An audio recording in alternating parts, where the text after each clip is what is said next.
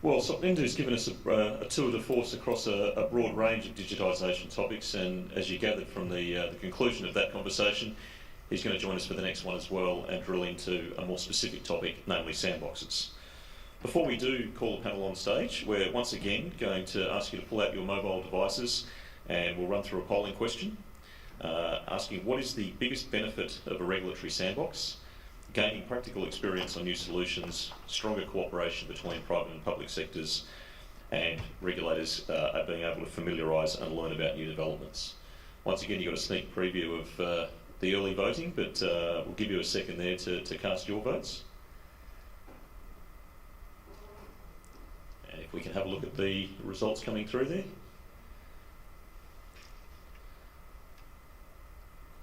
So a big emphasis on the cooperation between the private and public sectors in particular, and that notion we discussed earlier about the shared journey where regulators are still familiarising and learning with new developments, as indeed the private sector is in a lot of cases.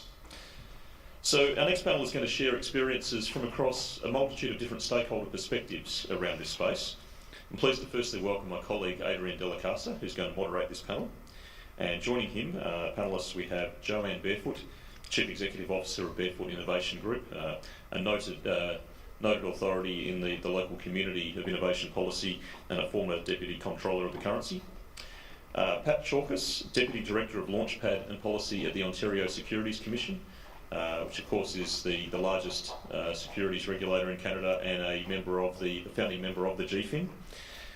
Jeff Kufner, the co-founder of Starling Trust and a former Special Advisor to the President on Economic Policy. And once again, Sopnindu Mohanty, the Chief FinTech Officer at the Monetary Authority of Singapore. Adrian, I'll hand it over to you. All right, thank you, Brad. Thank you, first of all, to all the panelists for joining us today. And so, sandboxes. The financial industry and the public sector, they look for ways to unleash innovation, right? To make financial services more efficient, more effective, more inclusive, to mitigate risk. I think that's a given. Now we're going to hear a lot about the content of innovation this afternoon on machine learning, on quantum computing, etc., on cloud. But one last time before lunch, we're going to talk about how to bring innovation to market.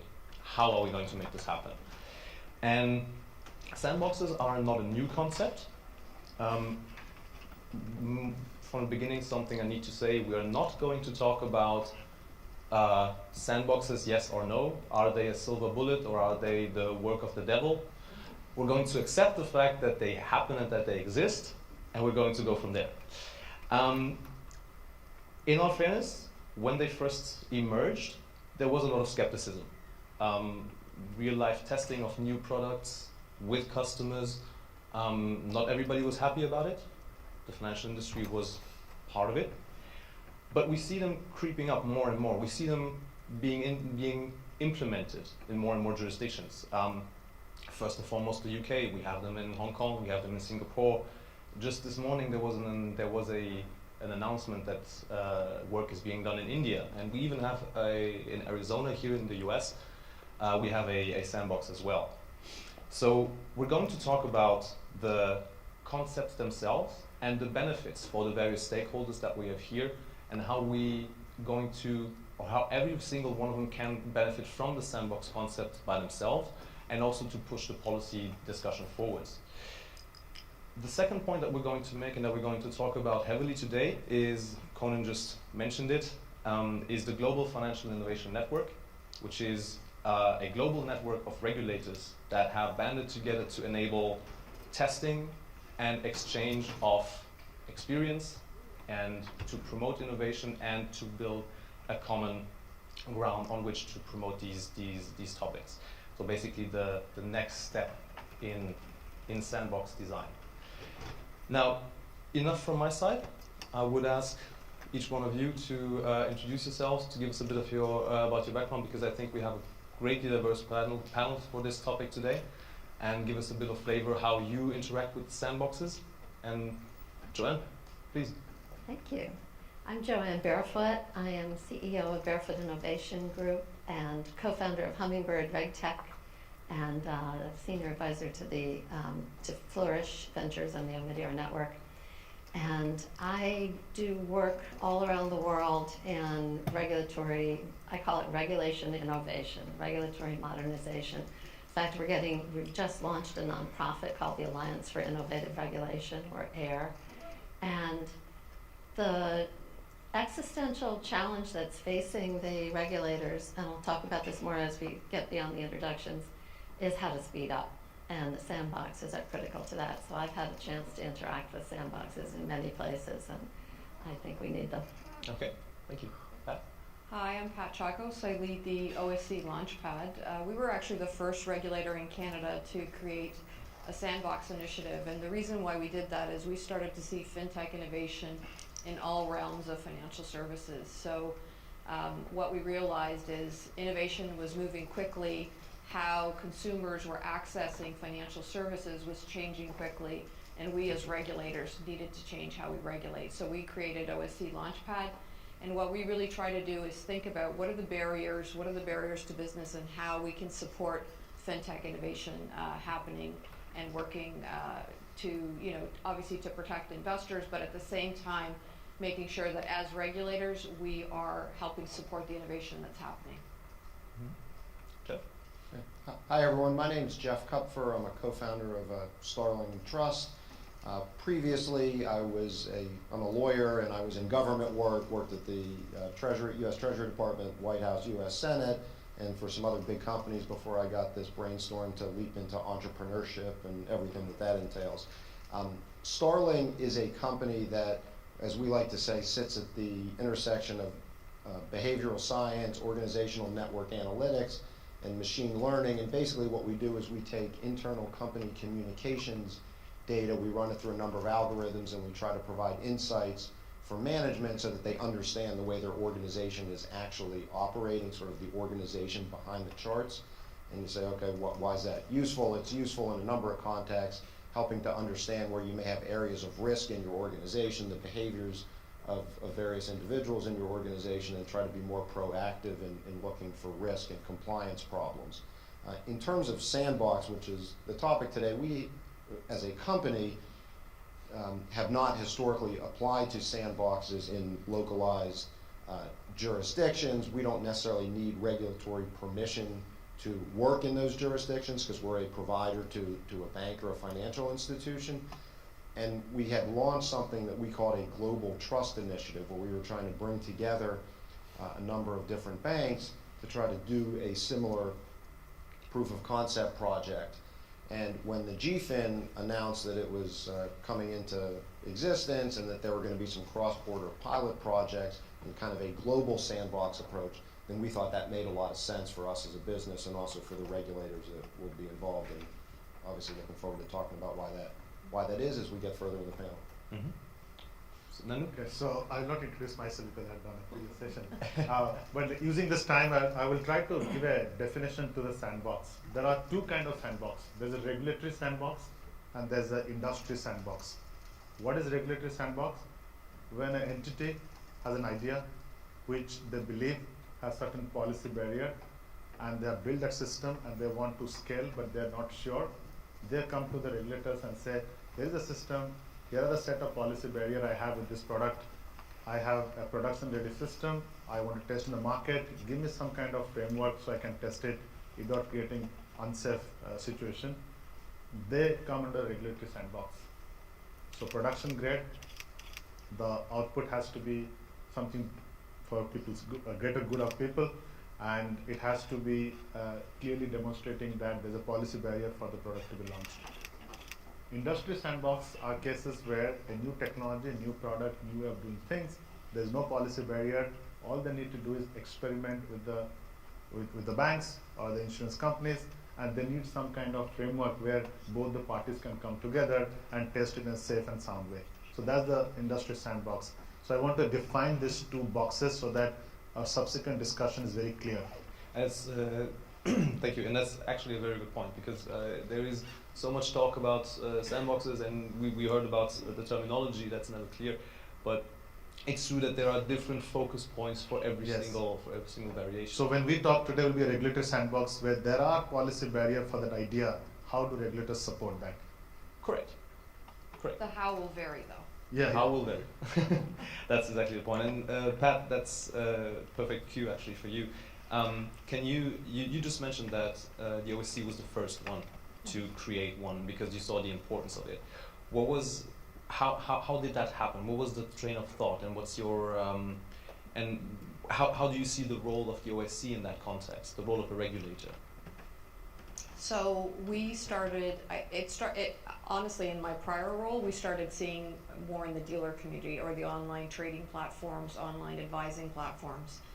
And I think the challenge was we were seeing new alternative ways to do the things that have been traditionally done by an advisor. It could have been across the table, paper-based, but now you had technology, and now we were starting to see new technologies obviously permeate into know your client. How do you do suitability? How do you use objective criteria in order to help inform that decision? And sometimes, and in many cases, they were more reliable. But the challenge is, as regulators, we're not, we are, many of us, lawyers or CPA by training, so it really does engage what I call out-of-the-box thinking. So it's a cultural shift, I think, for regulators. So effectively, if you are treating those businesses in the traditional way, it starts to slow down. So how are you more proactive as a regulator? How do you help support it?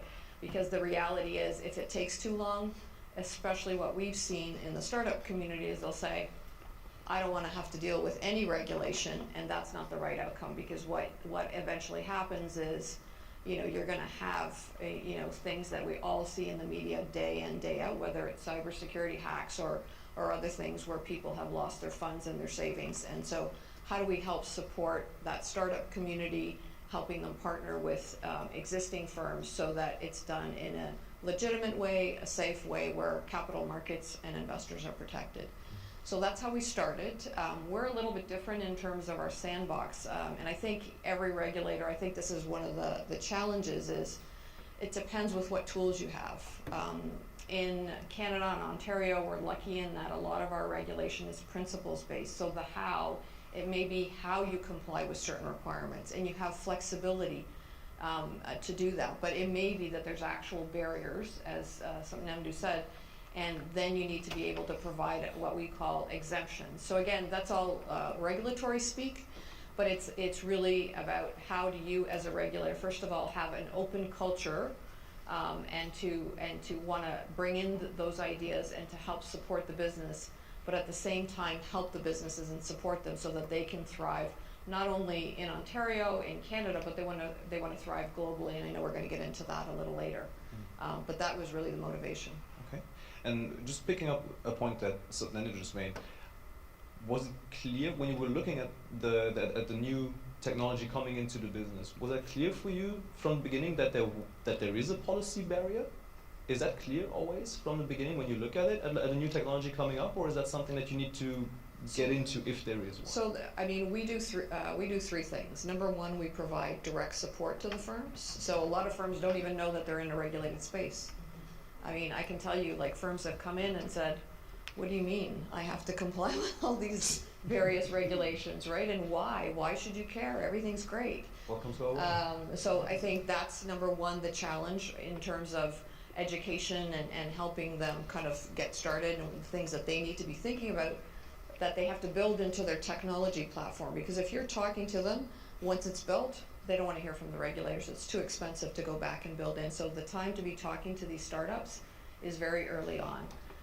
So I think that's number one. And then number two, I think, again, in terms of the type of relief that they want, a lot of them can't afford, quite frankly, the law firm fees. And one of the challenges we saw is that a lot of the legal advisors were new to this too, and they were coming to us as well and saying, okay, what's the regulatory view? So again, when it's novel and new, I think there's a lot of learning that's happening, and you have to be working together where the industry and regulators and the advisors to kind of get to an outcome that makes sense and is practical for the businesses.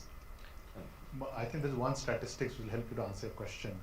For 3 years we're running Sandbox, 90% of the applicants realize that there is no policy barrier.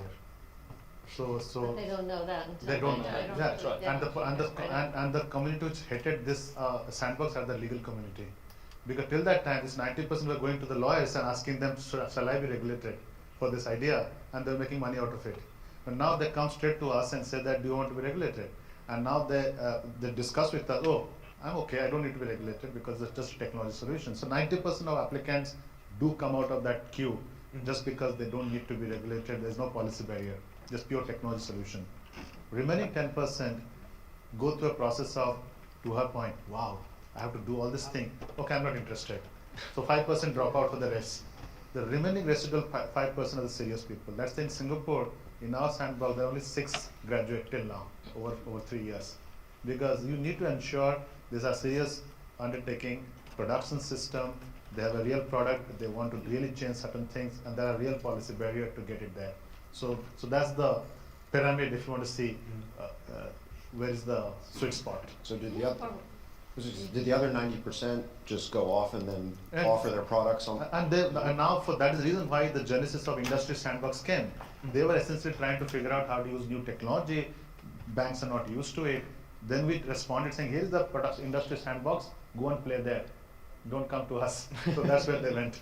I was going to say Singapore was very proactive in saying you don't need to come into the sandbox to get permission to do things or get comfortable. You know, just do what you're doing within bounds, and then the exceptions come in the sandbox. And they haven't all been designed. But I think there's a genesis also beyond that. For 2016, when I took my job, the biggest barrier to innovation were compliance risk officer. They just have to say no to everything in the bank.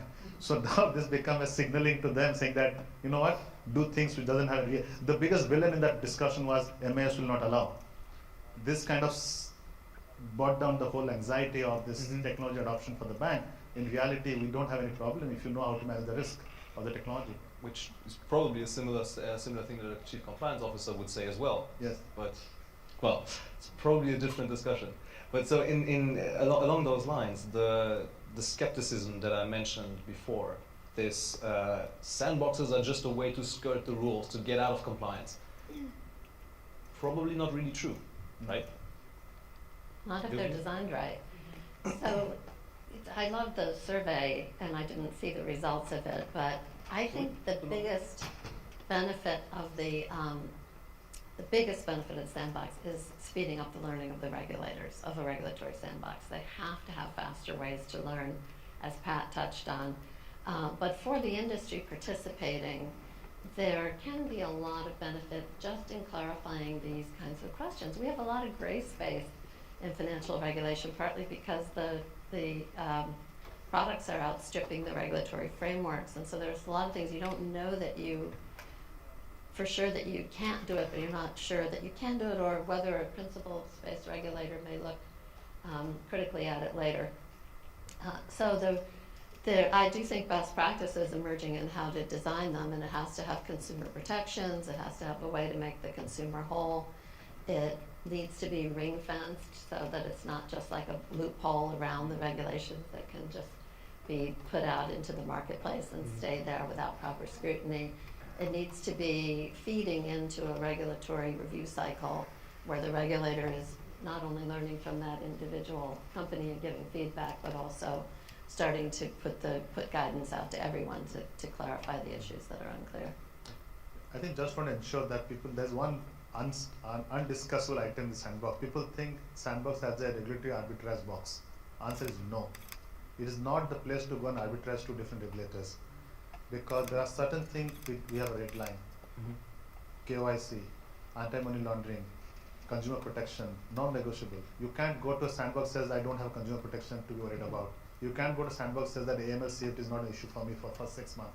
These are non-negotiable. So if you take that into account, these are not arbitraging opportunity for trying new ideas. And very few sandboxes, if any, are actually setting aside the rules.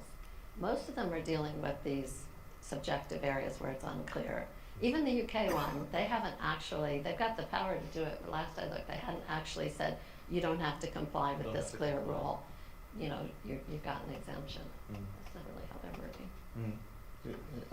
I would actually make the point that while it's important, I think that there are these different categories of firms, and that you you as a regulator say, okay, you don't need to come into this sandbox because you don't need our approval to do this, that it's one thing to say, you don't need us, so go ahead and do it. It's another thing, whether it's through a sandbox or just some other way through the regulator, to actually encourage banks and financial institutions to try new things. And I think that's an important function, specifically of the way the GFIN's structured, is that they're basically saying, look, we're trying to get banks to trial different things, and I think, at least from our perspective as a company that's trying to work with financial institutions, there often seems that there's a collective action problem out there, that they all sort of get, the customers sort of get that, hey, we should try this stuff, but no one really wants to be first, no one wants to necessarily lead and deal with whatever those consequences may be. And so to the extent that the regulators, through a sandbox structure or through some other structure, can actually encourage, and that doesn't mean you're saying, hey, you get free pass on anything that you do, but if you try this, we'll look upon it favorably. If you try this and you find some potential issues, we're not going to come out and go after you for that, then that's an important thing. And I think that when we started the whole discussion, we actually put a $225 million fund to go and try new things. It is a regulatory money, banks take to experiment on new technology. So there cannot be a better signal. You take regulators' money and experiment new ideas. So there are other ways to do what your point around things which doesn't fall in regulator sandbox. There are different methods to do it. In fact, I would argue the history of sandbox, the first country who really built a sandbox is Kenya. The whole M-Pesa came through the whole process of experimentation where regulators kind of give a light touch framework, and when it grew, they put a whole systemic regulation after that. So I think due credit to be given, Kenya is the first country which has built true sandbox without calling it sandbox. China, other example, they allowed the three giants to grow until they put that regulation back and saying that, look, now we know your systemic risk, here are things you must comply with. So there are different ways to approach the problem. So there's no single way to do things. And that's actually a very good cue. Joanne, I would ask you first, and then please Pat and Satnendra and everybody just chime in. Sandboxes is one way for a regulator to go about it, to learn, to engage, to try and get their head around new technology. Is that the only way they can do it? Probably guess the answer. But what else can a regulator do? What are the instruments, the toolkit? Yeah, that's a great question. So if the goal is to be able to test things and, again, move faster because you're doing quick testing, then the sandboxes are sort of the most famous tool that gets the most headlines, but the regulators are developing a whole array of ways of doing that. Really, you can put it into the framework of agile workflows, which are universal in the tech world and new to most of the financial world, where instead of having the so-called waterfall approach where you put a new initiative or a new product through stages and it takes months or years to get something out, you put the whole team together, you work on it fast, you have an agile innovation, work on it for 6 weeks or something like that, and then you put it out. That is coming into the regulatory space. So regulators are inventing other techniques besides the sandboxes, and I think the most significant one is the so-called tech sprint, which was invented by the Financial Conduct Authority. A tech sprint, as you may know, is a hackathon. They will tell you we're regulators, so we don't like the word hack, so we call it a sprint. And but it puts people together in teams for reg tech design. It has been the use of it so far. And you have your subject matter experts, your financial and regulatory experts, and your tech people, and they work for a few days or a few weeks, and they write code. And by the time you're done with it, you don't just have ideas and talk, you've actually got starter code. And then they've been spinning those off into accelerator scenarios where they can incubate those ideas further. People are using that. They're using what we call in some of our US agencies no action letters, just opening the doors and saying to the industry, tell us what you want to do and we'll tell you that if we don't object to it. It's not a complete blanket permission, but it's encouraging more experimentation outside these formal sandboxes.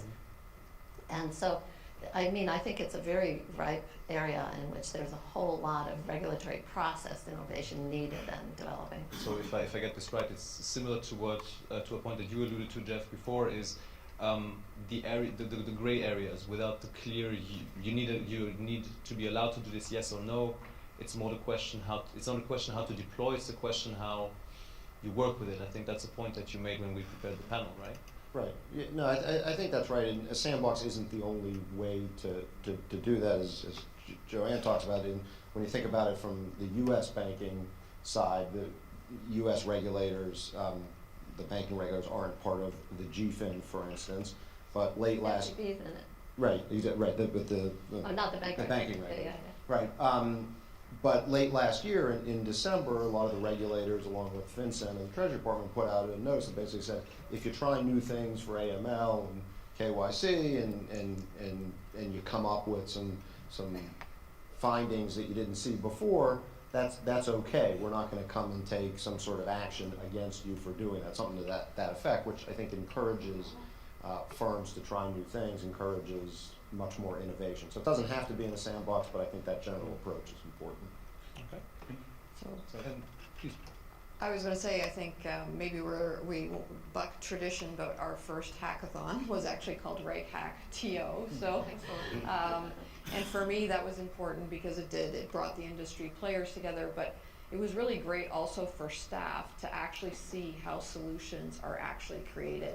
We had a high school team of literally kids just graduated from high school, and they took the open APIs of LinkedIn and our registration database, and were able to figure out who was advertising themselves as financial advisors or financial planners without even being licensed or registered. And that was from 18-year-olds. So, and there were a whole host of great outcomes, anywhere from digital ID, the importance of open data. So I think it's important that we're all at the table when we're exploring practical solutions. I don't think we all have the wonderful regulatory authority that Mass has.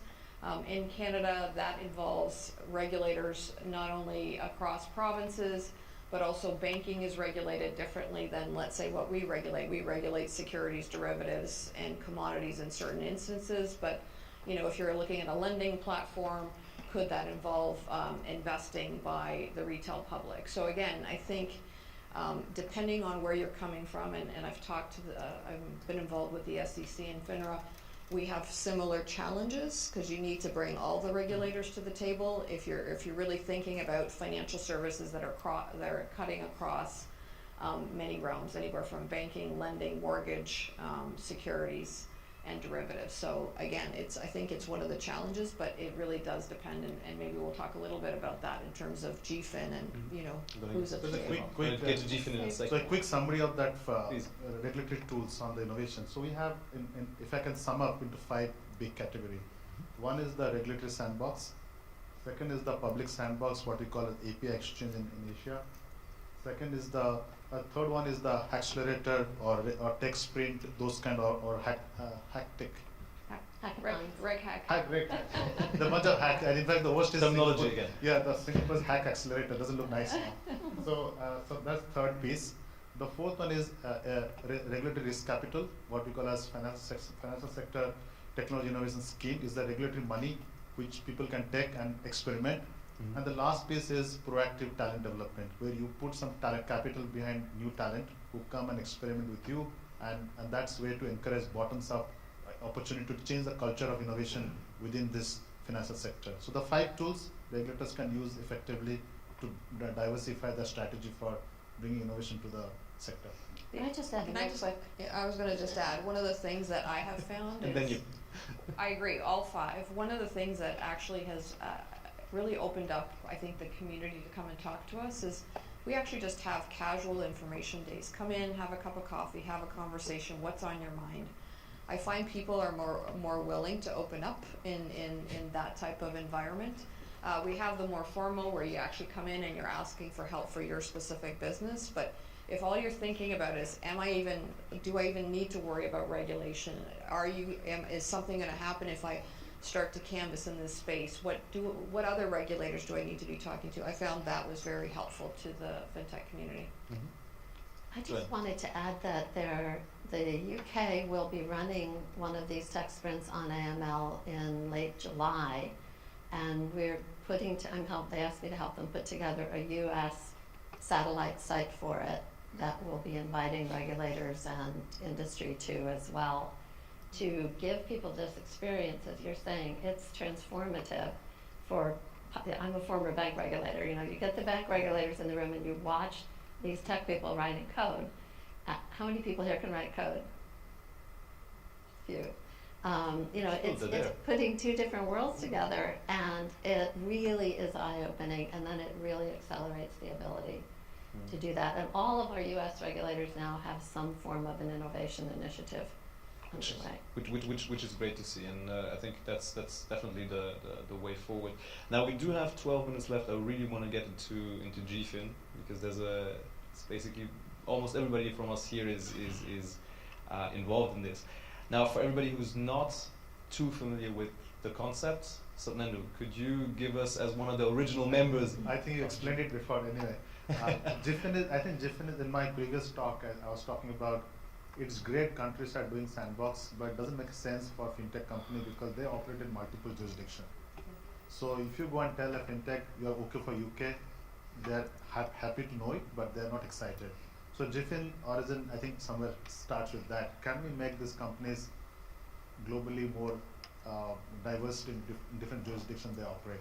So FCA started this lovely initiative, I think, where the idea is to bring different regulators together and find opportunity for this good startups and fintech company and adopt some of the company and try to experiment in multi-jurisdiction same time.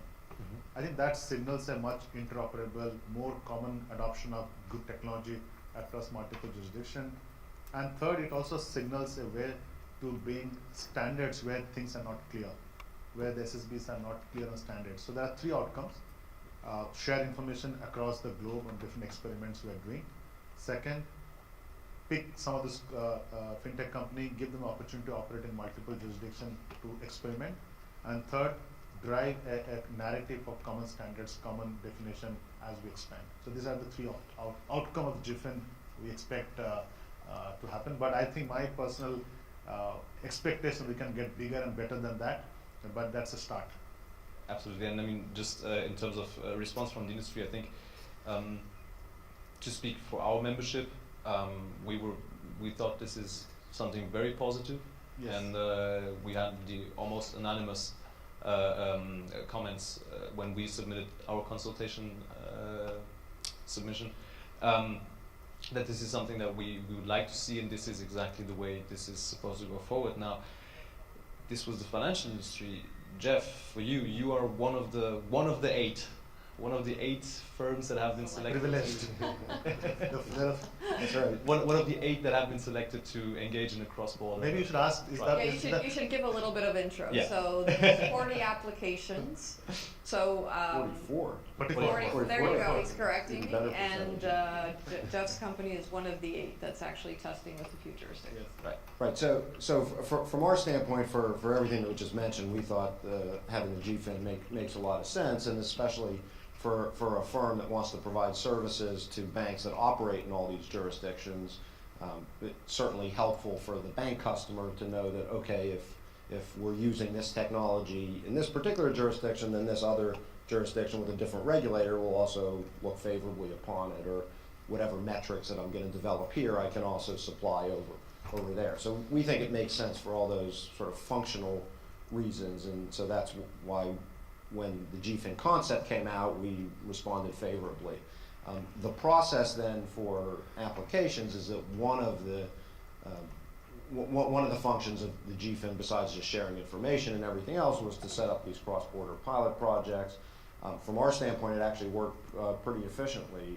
The GFIN formally announced in January and said within a month we're going to take applications from whoever's interested in conducting a pilot. We put ours in, and by the end of February that window was closed. We had some subsequent discussions and some subsequent submissions, but by the end of April, so within a 2-month period, the GFIN made its determination, and we were happy to be one of the 8. It still means that we have some hoops to jump through in terms of actually testing our solution in these jurisdictions, but we're very encouraged by it. It's worked well so far. Great. And I think that's what I would expect GIFIN, as we are all members of the GIFIN, is to push that bar a little higher as we get comfortable with the idea, is to make it production. Because ultimately for him, the real value comes somebody adopting at a production grade level where the regulator says, I have no issue. I think we got to take that path till we reach to a stage where GIFIN member can, and I'll not say endorse, but they'll adopt cross-border technology at a production level, not at a test level. And would that be true for a regulator as well? I mean, Pat, the OSC is a highly specialized regulator. You mentioned that before. Right. Will you take part in the global policy debate, and what's the benefit from your perspective to be engaged in that, to bring that all the way to production, or also to set your policy? So I think, for me, I think there's enough what I'll call global standard setters that are thinking about the policy issues. And again, I'm speaking for myself and where I see the benefit for OSC and GFIN. I see the practical testing as the most beneficial thing, because we're all part of, whether it's IOSCO or GFIN or other networks, and I think the issues we're starting to obviously consolidate and realize there's commonality, and I agree that things like data standards and things are the things that we all need to be thinking about. But how do you make it happen? So for me, the practical examples, firms like Jeff's or other firms that have been part of GFIN, I think will make us all realize as regulators the issues are very common. That's my personal view. Mm-hmm. I think every time we talk about it, people are talking about know your client, onboarding of clients, anti-money laundering. Those things permeate every regulatory body, and so I think the practical, what we're going to learn practically and what we get comfortable with as a group will help these businesses thrive. So I'm seeing it more from a practical point of view, and in fact, I think from our perspective, we actually picked RegTech Solutions because it does permeate all different types of businesses, right? So whether it's an online trader that's walked in my door, an online advisor, a crowdfunding, an alternative lending, they should be able to use this type of technology. And as the OSC, how could we use, as a regulator, how to use that technology? Because it's important. We need to get better at what we do so that we're not intrusive and we're not creating barriers. So again, it's those types of businesses that can help both sides, both the regulated and the regulator. Mm-hmm. And just to follow up on Pat's comment, because I agree with it, the cross-border test that we proposed has to do with analyzing banks' 3 lines of defense risk management system and trying to gauge the efficacy of it in real time and provide some helpful insights. And from our standpoint, part of our proposal was that a regulator should be an observer on this test in each jurisdiction. And so we envision the regulator meeting with us and the bank at the beginning of the project, throughout the dependency of the project, and then for an after-action report, with the idea that the regulator will be a part of that discussion, and then also that regulators who are all involved in these different jurisdictions will share learnings and different insights. In the previous panel, there was some discussion about an ecosystem approach, and I think that's an important word, because I think that overall collaboration is really helpful on a go-forward basis. Really, I think if I have to critique the GFIN itself, being a member, the real We haven't started yet. the real because if you don't set high bar to ourselves, it will become suboptimal. It will become ordinary. People will forget what GFIN means. Mm-hmm. The real proof to the success of GFIN is not testing B2B fintechs. Real success is B2C fintech. I want to see a day where GFIN members are picking up a B2C company and doing it multi-jurisdiction. That's you're touching customer of the jurisdiction directly. How do you bring one company dealing with customers of different jurisdiction directly affected by the system, and you're able to run it? That's the real success for GFIN. Yes, point taken. You are aiming quite high. I mean, it would be great. Point taken, but I think for myself, I think we should set a high bar for ourselves to call it a success. Till that time, B2B, great story, but real success is B2C. Okay. A regulator said to me that one of the secrets to solving this difficulty is to separate the technology solution from the regulatory thing and take it in 2 steps. I see heads nodding. So first figure out if there's better technology that could actually accomplish the goal or serve the customer better or whatever it is. And if it is, and if you've proved it in a sandbox or a pilot or a test or a lab or whatever you're calling it, then get people together and say, okay, if we know we want to do that, what are the regulatory barriers? If you mix them together, you're always in this mode where people are saying, well, we can't do that, that's just too hard. People are going to be against it, solve the tech first. And this is also where you can identify potential risks, right? Absolutely. And then you can deal with them when you bring the policy lens onto it. And potentially leverage the power of more than one regulator to contain them. That's at least the idea. It's still a journey. I think we have to get there. Well, so we have 2 minutes left. Let's see if we can engage in a little bit of futurology on the last couple of minutes. Is, from your perspective, how is the sandbox concept going to evolve? Are we going to continue to see the new entrants to the financial services market testing? Are we going to see the incumbents, the banks, the insurers get in there and try it out? Are we going to see, maybe, to see the last panel, corporations between large institutions and new entrants testing out new things? What is your expectation? Well, what would you like to see? Same question to everybody, please. Let's start with the barefoot and before. Okay. So yes, I think we'll see a lot of partnering. I think that the sandbox concept solved the dilemma of where do you start? How do you go forward? We don't know what to do. It's a big unknown, right? And so by being able to start small and contain the risk, people were able to go forward. And then I think that we continue to need sandboxes, but I think the evolution is going to be just broadening the whole sector, both the regulators and the industry, into much more, again, agile processes in which things are done faster, they can be corrected faster, much more measurement of whether things are hurting so that you can fix it immediately if that's happening, and that we're going to see this permeating across the space. Mm-hmm.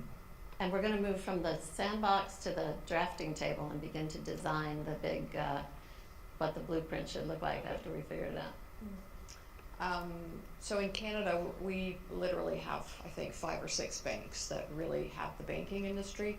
So partnership is a huge piece. A lot of what we hear is, how can I partner with the larger financial institutions? And it could be insurance, it could be banks, but the larger financial institutions. And traditionally they're slower, whether it's because of legacy systems or other things, culture, slower to innovate. So I think where the value that I see is you're starting to see these companies, you're starting to see them scale, and they're getting the attention of the FIs. And the FIs still, at the end of the day, certainly in Canada, they have the client facing because everyone needs a bank account, and chances are you're probably thinking about investments after you've saved. And then how do I invest it? So that's the reality. I see the partnership as the real value add, and how do we create that ecosystem or that environment, or at least get the larger FIs to be thinking about these issues? Because certainly one of the things for 2 years I've been hearing, when I hear it's the regulator's fault and you ask them what is it that they're really, what is the barrier? It's got nothing to do with regulation. Sometimes it's, well, my FI is insisting that I have to give a wet signature or paper documents or whatever. E-filing, e-documents are legal. So again, you have to really get under the hood of the trunk or the car to really understand kind of what are the barriers. Mm-hmm. Yeah, I'm not sure if it'll be called sandbox or what it'll be called, but I think this general approach will continue, and I think it's a good thing when it does. The cross-border collaboration, I think, is something we'll continue to see for all the reasons that have been discussed, and that's also a good thing. I agree with Nendu that the B2C is an important function of it, but I also see that this collaboration that we'll continue to see with incumbents and new firms and regulators, if that results in some new industry metrics, sort of that can be used to measure a lot of the different things that banks are dealing with now, or financial institutions are dealing with now in terms of reporting their risk and assessing their conduct and their behaviors. If we can develop some new metrics that regulators across the globe can sort of look to and say this is something we accept, I think that'll be a useful result. My view is that as we are all heading to a digital economy, the whole experiment becomes a public good. It will be a public infrastructure where everything falls in, cross-sector, cross-regulator, non-regulator, single public infrastructure where these experiments are happening. And I want to go back to thank Kenya, the founder and the discoverer and the best country which come to Sandbox. They have showed the way in M-Pesa, and that will be the future, a public good which will drive adoption. So we should not forget that it's not UK, it's not Singapore which starts Sandbox. The country we should thank is Kenya. They have shown the way to how to build a public sandbox. And I mentioned the tech sprint that's going to happen this year. There's a Nairobi site also. Amazing. Thank you. Yeah. I think that's a great note on which to end. This is all the time we have left for this panel. Thank you very much to all of you for joining us. I think those were amazing insights. To everyone in the room, please do not run away. We do have some announcements regarding the next part of the program. And thank you very much. Thank you.